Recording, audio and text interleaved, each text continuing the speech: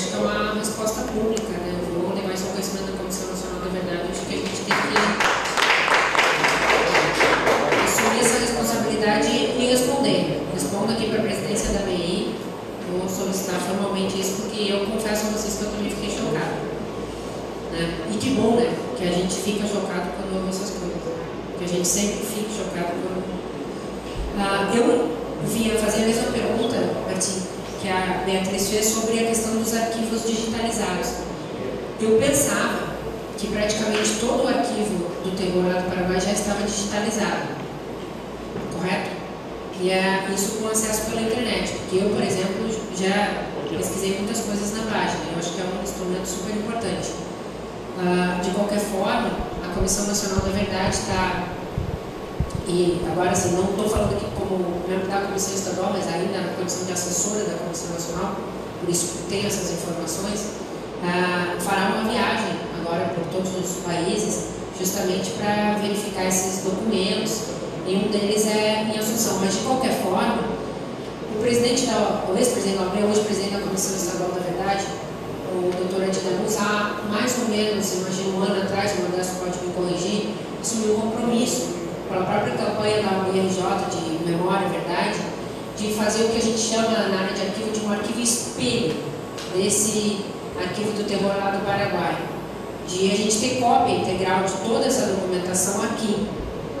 Isso com apoio, obviamente, né, da OAB, eu acho que aqui no Rio, mas também do Estado brasileiro, também da Secretaria de Direitos Humanos da Presidência da República, que está o Gilles, representando a ministra Maria do Rosário. Tem que ter uma estrutura de governo, muita coisa. Porque tem que ser uma estrutura de governo, quer dizer, não pode ser só uma entidade. Óbvio que a iniciativa da OAB é importante, a OAB assumir esse compromisso, porque isso pode ser usado, está aqui o professor Michel Lins, quer dizer, as universidades, os estudantes, os alunos.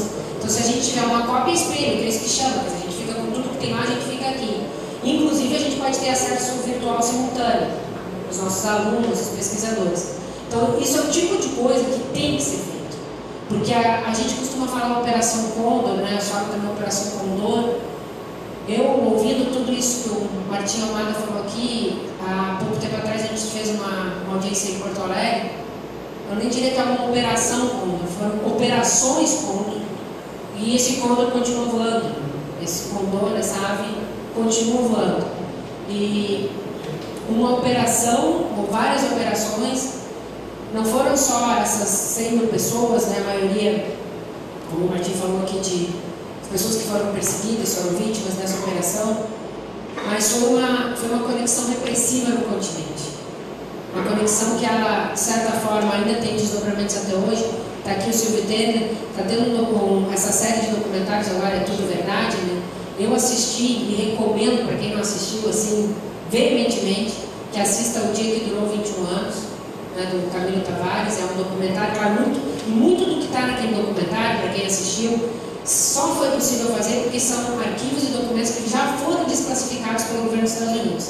A Comissão Nacional da Verdade pediu desclassificação de tantos outros.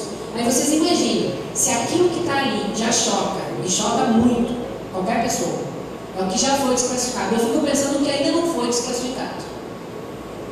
Eu acho que todos nós devemos questionar isso, que ainda continua sob o manto do sigilo, do Departamento de Estado norte-americano, enfim, todas essas estruturas, porque diálogos do presidente do país, como na época o Kennedy, com o Lincoln Gordon, falando que daria um jeito no jogo lá, interpretamos da forma que a gente quer, mas dar um jeito no presidente, né? Então, assim, isso foi dito, está gravado, está aparece no documentário, e tantas outras coisas. Então, assim, a gente fala, né, que a culpa é do mordomo, né? A gente não sabe de quem é a culpa, mas o golpe, a ditadura civil, militar, empresarial, imperialista no Brasil tem um grande responsável, sim. E eu acho que o dia que durou 21 anos dá conta de apresentá-lo para a sociedade brasileira. Eu defendo, assim, quero que essa seja uma das recomendações da Comissão Nacional, que filmes, documentários, e agradecendo a presença de vocês aqui, que isso faça parte. A Corte Interamericana condenou o Brasil para a formação em todos os níveis das Forças Armadas na área de direitos humanos, mas que os nossos livros escolares, que principalmente a juventude, o ensino médio, tenham acesso a essa história que durou 21 anos, tenha história, e possa também assistir, sobretudo, esses documentários. Eu tenho certeza que um jovem hoje, a minha filha assistiu comigo, eu fiquei emocionada, mas um jovem hoje, na faixa dos 18 anos, 16, 17 anos, se assistir um filme desses, vai entender boa parte do que foi a ditadura no Brasil. Tantos outros documentários, citei esse porque vi há pouco tempo e fiquei com ele registrado. Mas eu acho que é fundamental, quando a Corte recomendou ao Brasil fazer isso, não foi por acaso. Quer dizer, assim, sem estudar essa história, a gente não entende o presente. Então, sobre a Operação Condor, e aqui no Rio de Janeiro, né, a gente pensa, associa muito, né, a Condor, Rio Grande do Sul, Argentina, né, com muita coisa do exílio, sabe que saiu. Mas aqui na base aérea do Galeão, em 1980, 2 pessoas foram sequestradas, Horácio Campilha, a Mônica Suzana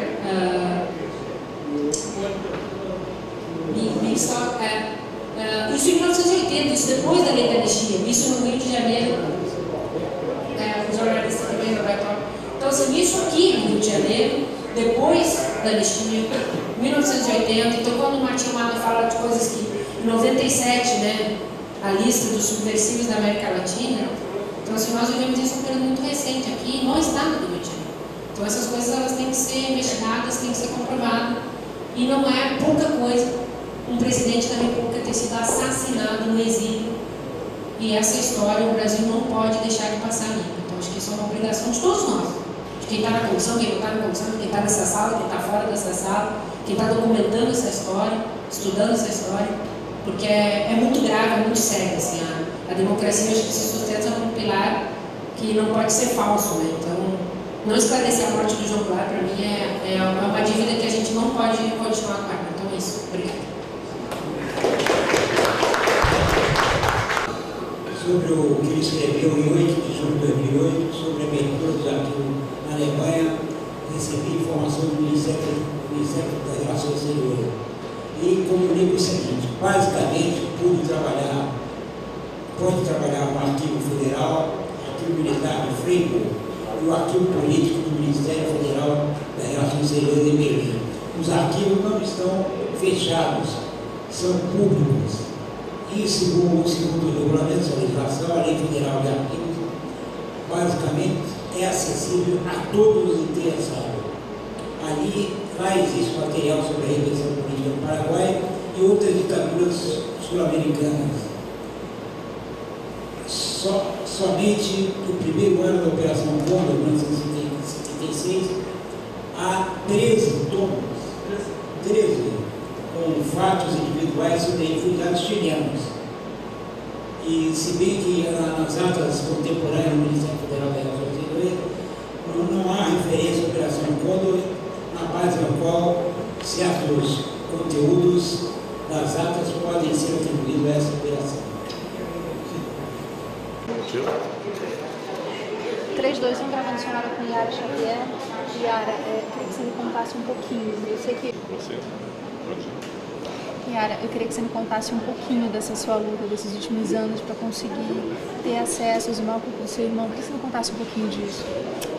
Bom, essa luta começou com o meu regresso do exílio em 1979, quando eu tive a informação de que os dois, Yuri e Alex, estavam sepultados no cemitério de Dom Bosco, em Peru e São Paulo, com a ressalva de que o Alex foi sepultado com nome falso. Então nós tivemos que entrar com uma ação na justiça para retificação do óbito. Em maio, o juiz deferiu. Em outubro de 80, nós fomos ao cemitério retirar onde foi indicado que estariam sepultados Yuri e Alex. Quando nós abrimos a sepultura do Alex, era de uma mulher negra. E aí começou o calvário, abre uma, abre outra, para o administrador tentar situar qual seria a sepultura.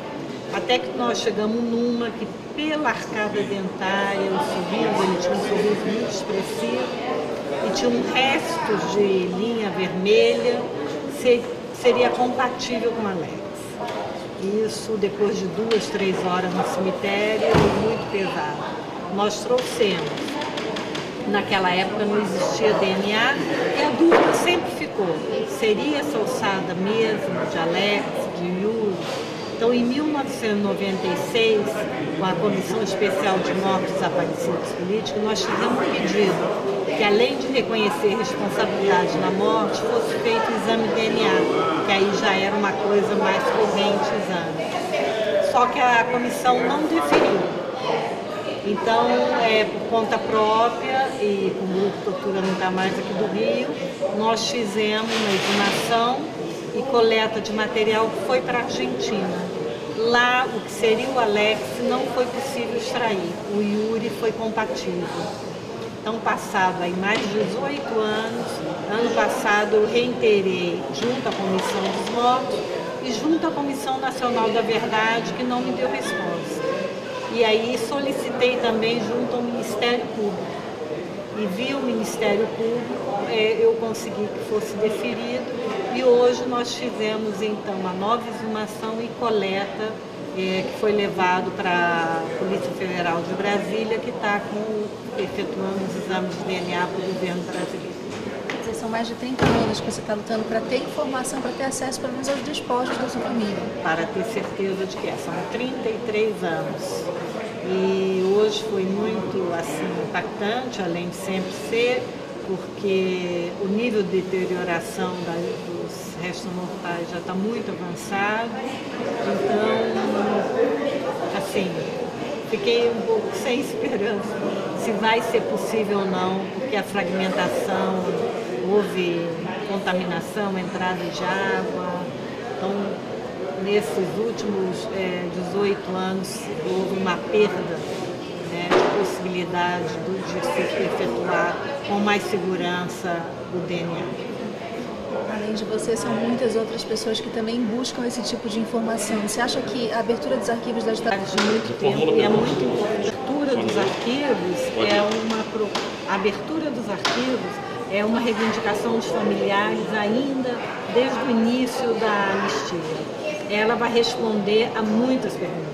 Se vai indicar aonde, por exemplo, muitas famílias não receberam nem um pretenso corpo, né? Os desaparecidos políticos, tanto do Araguaia quanto aqui na cidade, da guerrilha urbana, que não foram entregues. Ajuda a responder. Agora, o que nós queremos, a família, nós queremos justiça. Nós queremos que se revogue esse entendimento do Supremo Tribunal Federal, que validou uma anistia espúria, que diz que anistiou também os crimes militares, que nos impede de ir na justiça buscar o reconhecimento e a autoria de quem perpetrou o sequestro, a tortura, a morte e a executação de cadáveres.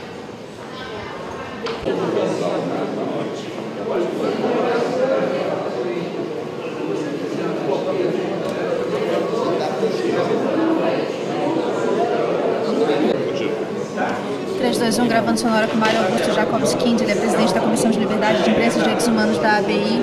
Bom, para a gente começar, a ABI sempre foi vista como uma casa da liberdade, né? Por quê? Qual é essa relação histórica? Ela, há 105 anos, está comemorando 105 anos, sempre se bateu pela liberdade de expressão e em defesa dos direitos humanos, né? Há vários acontecimentos históricos da nossa história, da história brasileira, que a ABI é sempre presente, né? E na luta pelos direitos humanos, ela tem se empenhado, e uma das suas bandeiras principais é pela abertura dos arquivos da ditadura, que nós entendemos que o Brasil precisa conhecer verdadeiramente esse período da história, um período nefasto da história brasileira, e agora é o momento, né? Aqui o Martinho Almada, durante a nossa palestra aqui, da primeira mesa de direitos humanos ontem, colocou várias questões, inclusive novidades do tipo que a gente não sabia, a gente tem informação oficial que o Brasil não manda mais militares para o Fort Benning, a nova Escola das Américas, que era a escola da tortura, né? E ele disse que o Brasil está mandando oficiais militares para estudar entre aspas. Né? Então, essa é um fato novo que precisa ser averiguado, investigado. Outro fato novo também que o Martinho Almada colocou é que os arquivos podem ser requeridos, né? Arquivos de outros países, da Alemanha, da França, e os arquivos do terror que ele descobriu estão à disposição. Né? Tudo isso é muito importante. Então, a ABI, nesse seminário de agora, seminário de direitos humanos, está dando a sua contribuição, passando as informações para a gente conhecer realmente o que aconteceu nesse período de 21 anos de ditadura civil-militar. Você acredita que o fato, por exemplo, de muitos acontecimentos dessa época continuarem obscuros para a gente é o que faz com que a gente mantenha ainda uma cultura de violência, de violação dos direitos humanos até hoje? Claro, isso aqui, a impunidade gera a impunidade. Então, o que acontece hoje, por exemplo, já aqui mesmo no Rio de Janeiro, outros acontecimentos, a violência recente aí na aldeia Maracanã, em que jornalistas foram vitimados também com bombas de gás lacrimogêneo, balas de borracha. Isso faz parte de uma cultura da violência, né, que a gente precisa acabar com isso, com essa violência institucional. Então, a impunidade de ontem ajuda, estimula a esses fatos, né? E continua a impunidade. O comando vai dar a ordem para que continue fazendo violência, porque acha que a impunidade, tem certeza que a impunidade continuará. Então é muito importante o que você colocou, né? A impunidade gera a impunidade, precisamos acabar com essa cultura, né? E sem isso não há democracia, verdadeiramente. Ok. 3, 2, 1, gravando sonora com Martim Almada, ele é advogado, foi ele que descobriu os arquivos da Operação Condor. Martim, você hoje deu algumas informações que a gente não tinha acesso, como, por exemplo, que o Brasil continua enviando militares para serem treinados em Fort Benning. Como você teve essa informação?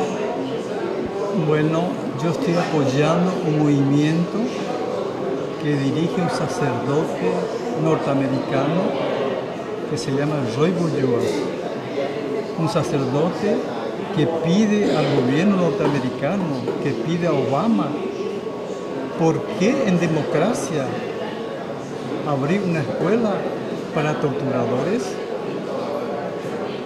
Y yo estuve el año pasado, en noviembre, participando de la marcha con 7.000 jóvenes norteamericanos pidiendo a Obama se cierre. Los norteamericanos piden. Cuesta el mantenimiento de esa escuela de asesinos $20 millones al presupuesto que paga el pueblo. Entonces, este sacerdote prepara una lista en internet y da a conocer SOAW.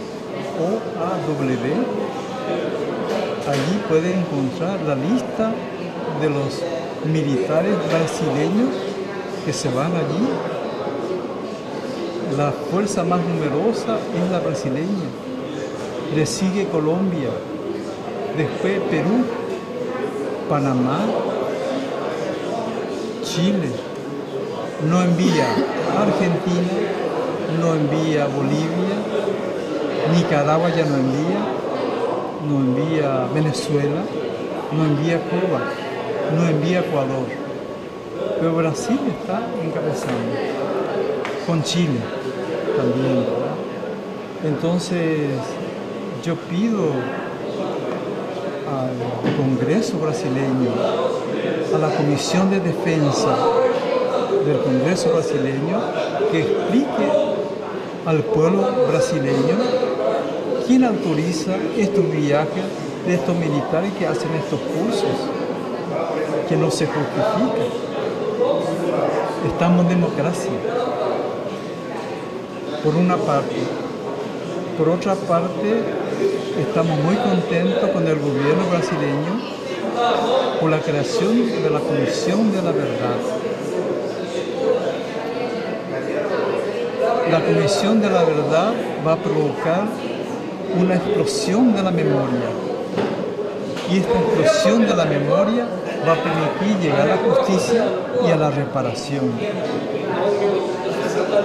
Y también quiero decir a la opinión pública brasileña que el archivo de Paraguay, que nos costó 15 años de investigación, está a disposición de la Comisión de la Verdad.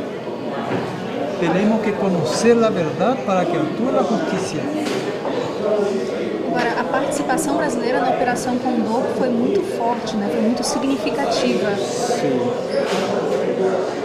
En el año 64, los militares golpistas echaron una bomba atómica sobre Brasil y que tuvo efectos laterales en los países de Argentina, Brasil, Bolivia, Chile, Uruguay y Paraguay, que dejó más de 100.000 víctimas. ¿Quiénes fueron las víctimas de la Operación Cóndor, que comenzó en Brasil?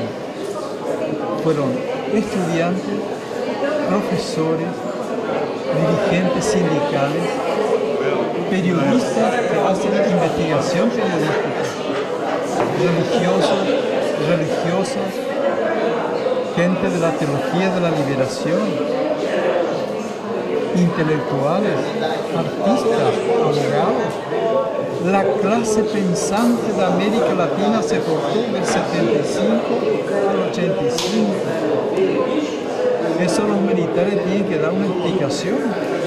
Los militares brasileños, argentinos, uruguayos, paraguayos, tienen que pedir perdón por estos crímenes. Esto fue una conspiración contra la sociedad del conocimiento. ¿Cómo se va a asesinar a periodistas que hacen investigación periodística?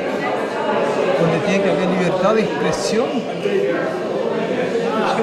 Entonces, es un crimen de lesa humanidad. Y estamos muy contentos de que comience en Brasil el debate sobre qué pasó, cómo cayó la bomba atómica sobre Brasil y su efecto en los países de América Latina. Y lo más triste es que hoy el cóndor sigue volando a cargo de la Conferencia de Ejércitos Americanos. Y Brasil integra esta conferencia. Y los militares tienen que explicar por qué integra esta conferencia. ¿Para qué? Ellos dicen que es para fortalecer la democracia. En Paraguay encontramos documentos que dicen: aquí mando la lista de los subversivos paraguayos para que usted elabore la lista subversiva de América Latina, año 97. Y se reúnen cada 2 años, bianual. ¿Y por qué Brasil participa si aquí hay democracia? Entonces nuestra responsabilidad hoy es cortar las alas al cóndor. Muchas gracias.